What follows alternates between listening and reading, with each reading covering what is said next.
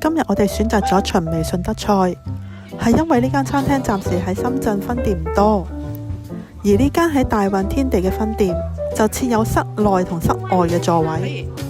如果天氣唔熱，其實坐喺出邊都幾舒服㗎。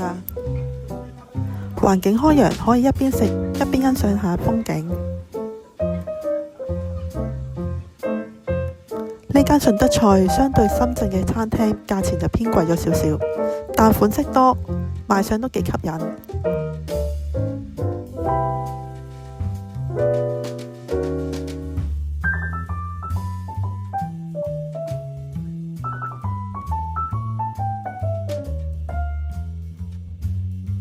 我哋選擇咗大眾點評呢個只限平一用嘅2人套餐，基本上可以食到餐廳人氣嘅菜式，人均都係100蚊，真係抵到爛啊！呢個羹真係好足料啊，個羹真係好滑，每啖都好鮮，而且口感都好有層次。魚皮切得好幼，撈咗香油啦、洋葱絲同埋芫茜一齊食，微辣暢口，真係好惹味啊！